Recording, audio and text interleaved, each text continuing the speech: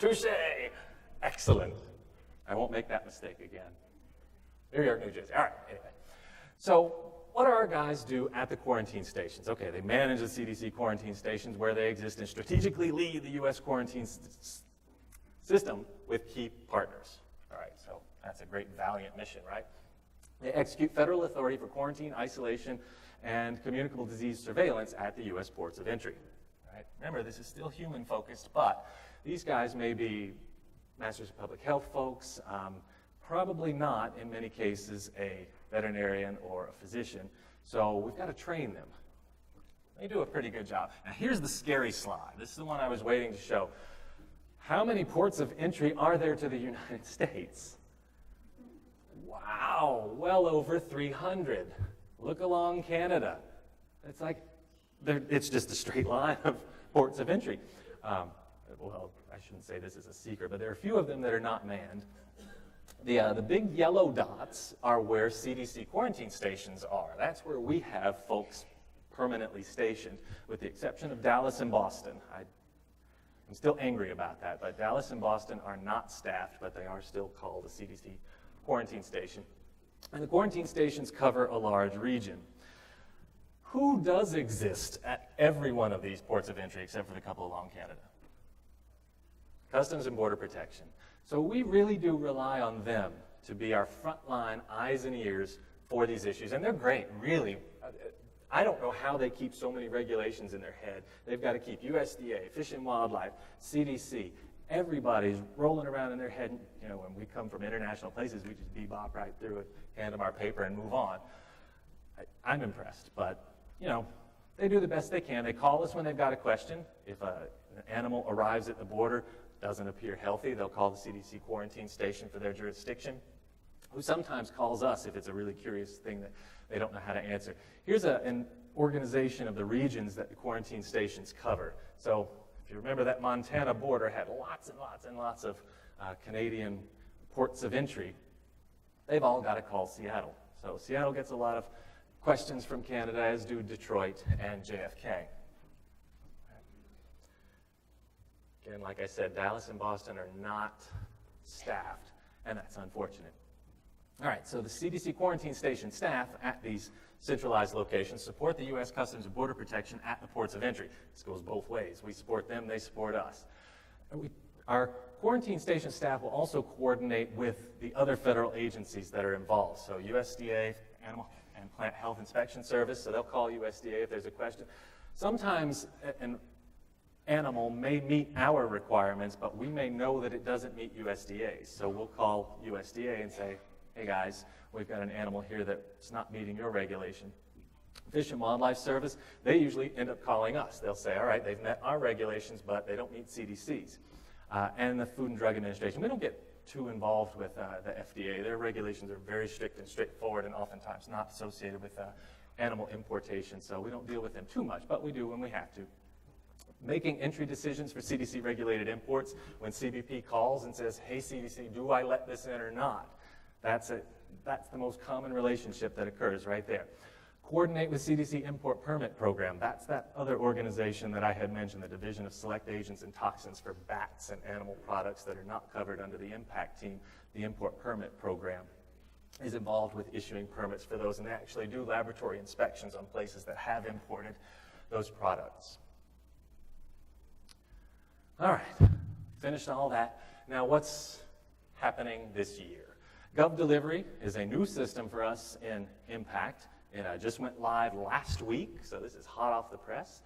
If you do use GovDelivery and would like to have updates from the Importations and Animal Contact team, if you go to govdelivery.com and search for animal importation, you should get our tab that pops up. So if you subscribe to that, then anytime we send out an update, you'll receive it in your email. Website updates, I think every federal agency deals with the problem of getting their websites updated. We are no different from that. So we're hoping to get our website updated. Our rabies-free list, we try to keep our rabies-free country list, we try to keep that as up to date as possible, but it is a beast and it's constantly changing, right? One thing that may be of interest to a lot of people in this room is the electronic permitting system. We're hoping to move to a real permit system for all of our regulated species. And oddly enough, dogs are up first for this. If we are fortunate and everything moves according to plan, by the first of the year, we will have this live and active. It will not be necessarily replacing the confinement agreement system, but it will be consolidating that so that it's not a separate entity from our other regulatory activities. This is our group. Lots of interesting people. I did mention our token physician. That's Bob Mullen, who also does non-human primates. Gail Galland is another non-human primate expert. Nelva Bryant is our dog expert. Some of you may have had contact with her in the past. And then the rest of our team, contractors, and Kendra Stauffer, our team lead, who is in Gainesville, I think. I don't know why she didn't want to come give this presentation, but I'm kidding. She did want to be here, but she had family obligations. And now I'll take any questions that you have.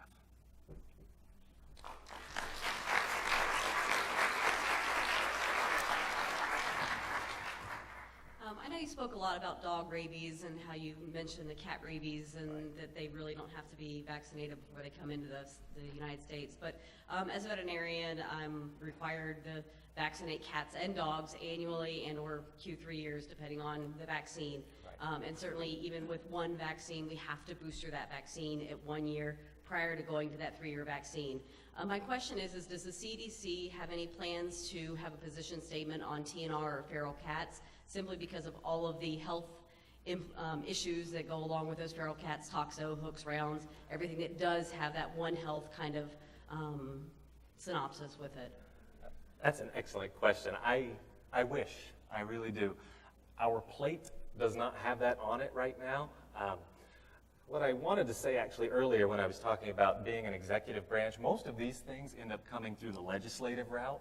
So that's what we need, folks like you guys. I can't do it.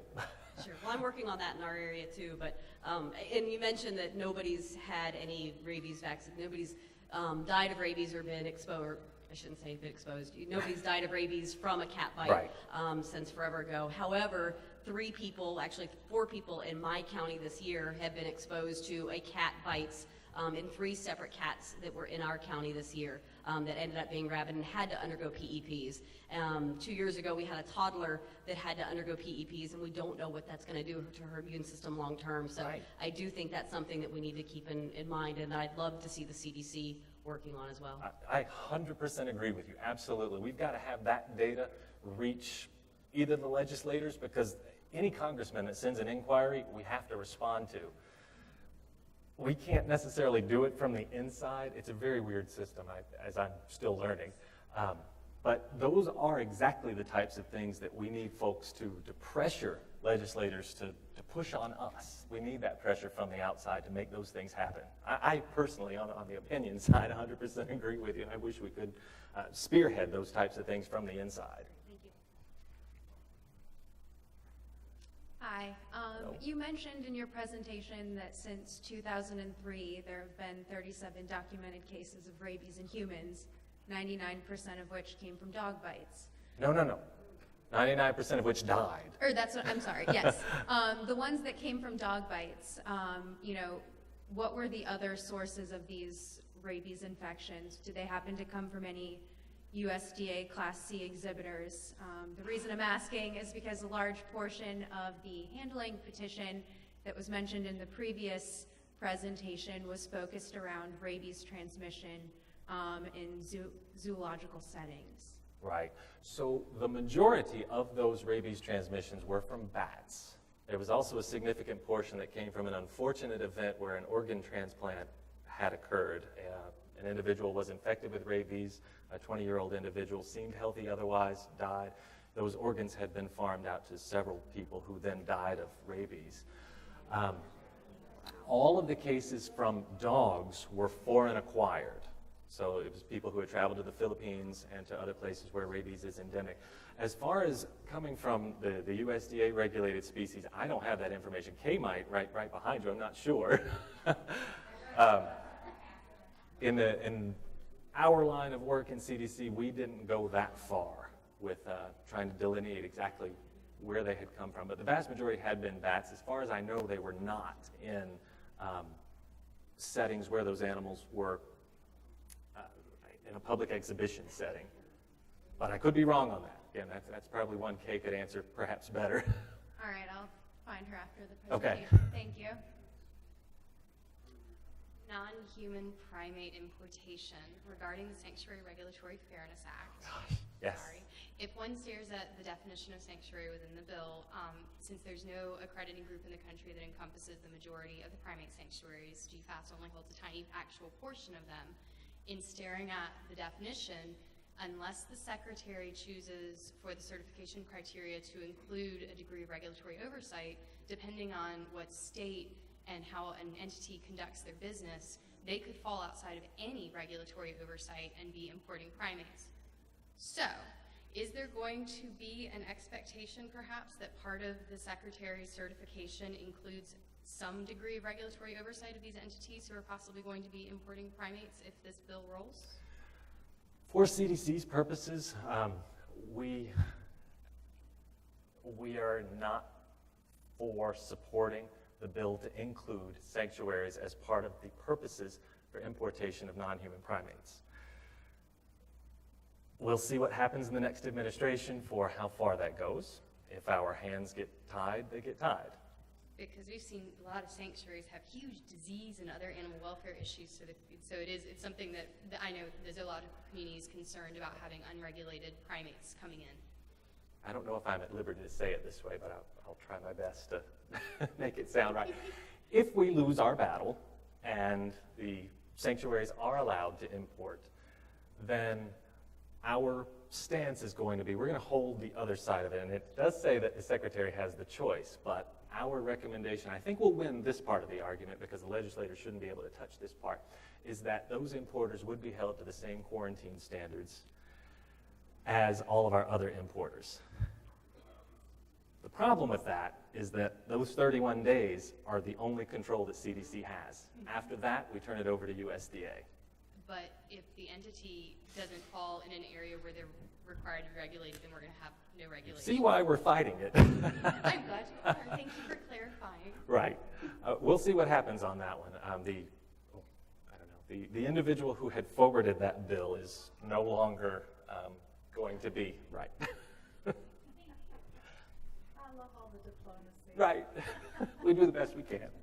Thank you very Oh, much. thank This is you. a little gift from us, so you will hear those.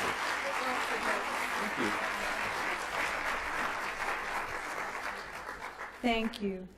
Thank you.